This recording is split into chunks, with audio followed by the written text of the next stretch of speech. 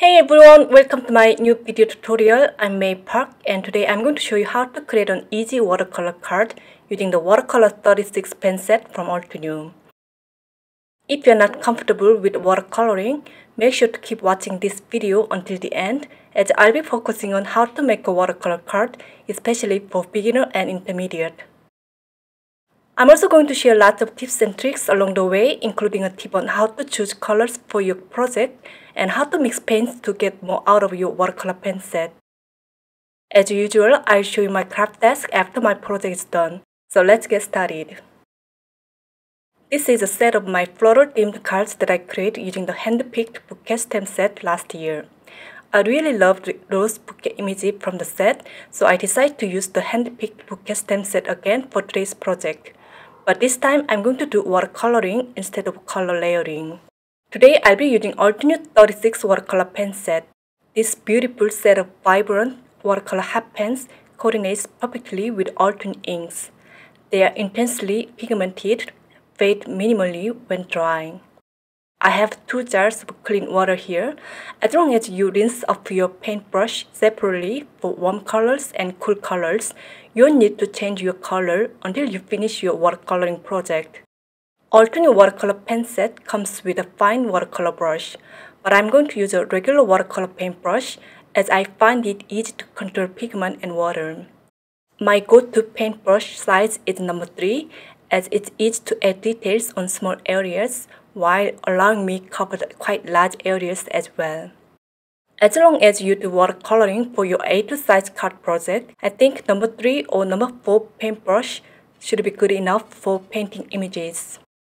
When it comes to watercoloring, it's important to choose a high quality watercolor paper. Today, I'm going to use my favorite watercolor paper, which is Artist Cold Press 140 pound. Since it has a textured side, you have more control over water as the water stays longer on the surface compared to hot press watercolor paper.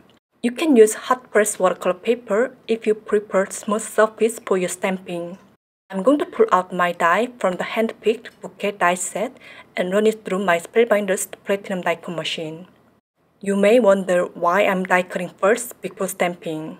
I'm doing that just because I wanted to use the die cut to position the stamped image to line up correctly. I'm going to place the negative side of my die cut panel and inlay my die cut inside the opening. Then I'm going to pull out my flower stamp from the Handpicked Bouquet stamp set and position it on my watercolor paper. I'm making sure the edge of my stamp stays inside the die cut. I'm going to pick up the stamp using the mist tool and ink it up with my favorite black ink, which is Obsidian Pigment Ink from Altenew.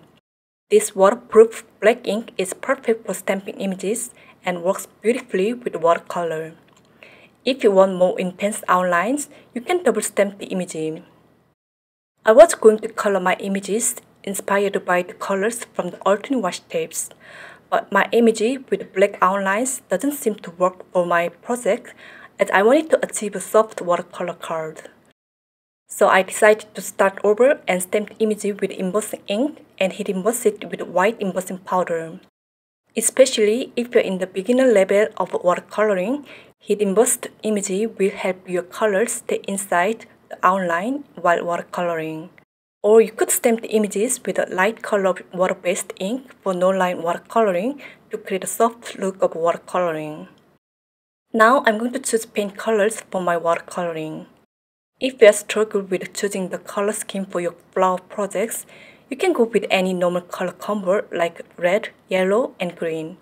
But I decided to go outside my comfort zone and choose the teal and gray color combination for my project, inspired by the colors from Altenew Teal Shadow Washi Tape. I'm going to start by mixing paints on my watercolor palette with my wet paintbrush to create my own colors.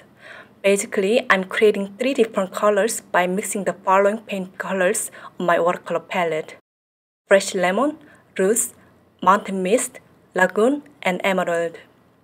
You can test out the colors on a scrap paper to see an actual colors if you want.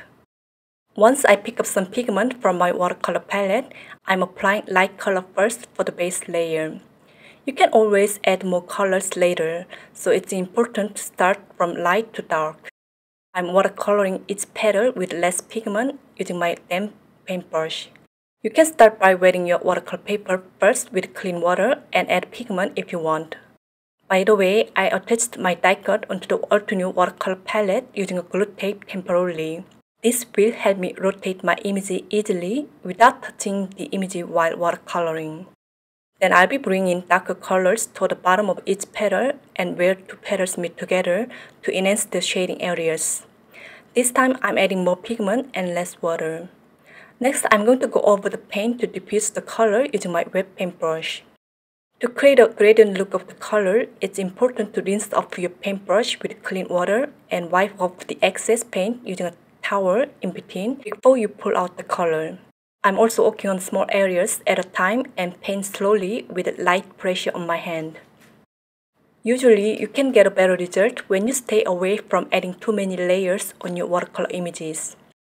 You can always go over the image to diffuse the color or to add more color. You just need to control the amount of water you add to the paint. Now I'm going to turn on some music and speed up the video so you can watch me color.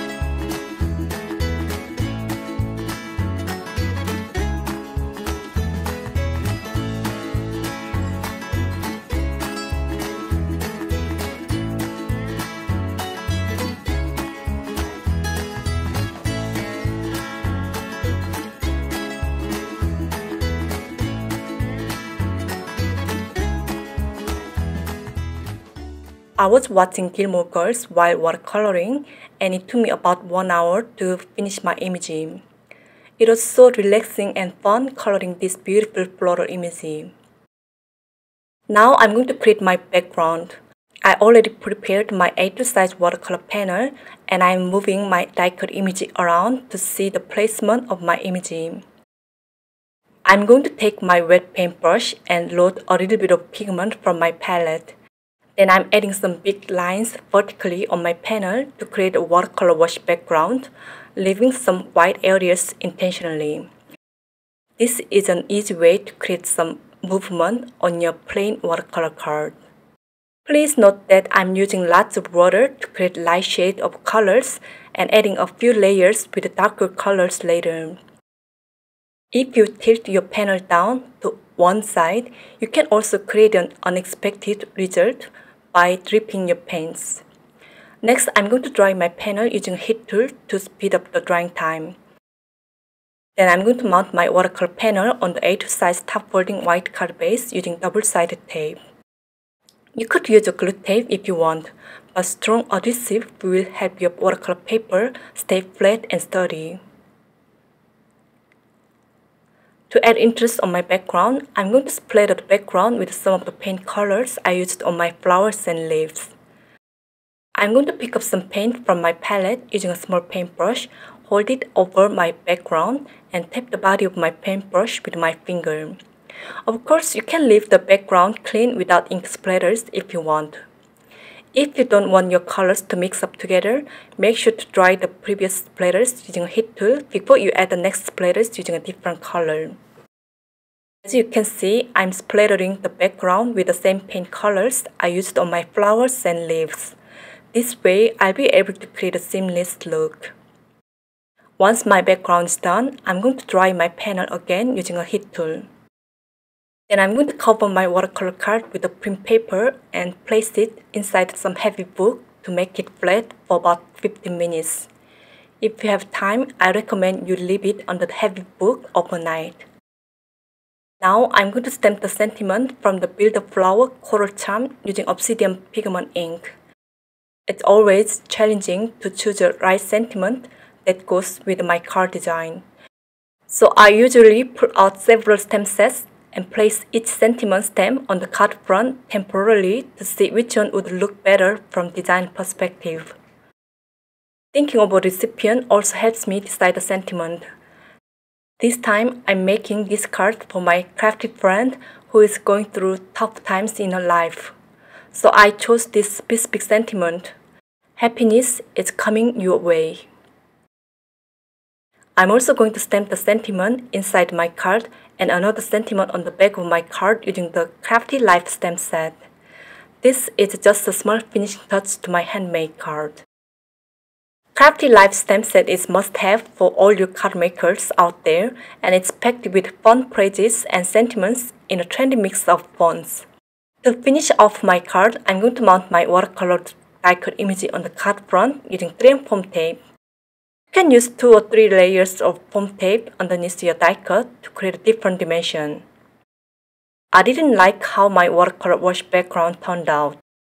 It looked too intense compared to my soft watercolor image.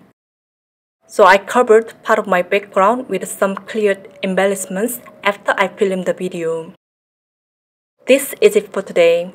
If you watched all the way to the end, thank you so much. I hope this video was inspiring or informative for you guys. I will link all the products and everything that I talked about in the description box below. If you have any questions, just write them below and I'd be happy to answer them for you. If you enjoyed my video, please give it a thumbs up and share it with your friends.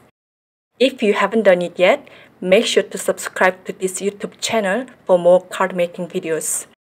Thank you so much for watching and I'll see you guys in my next video. Bye bye!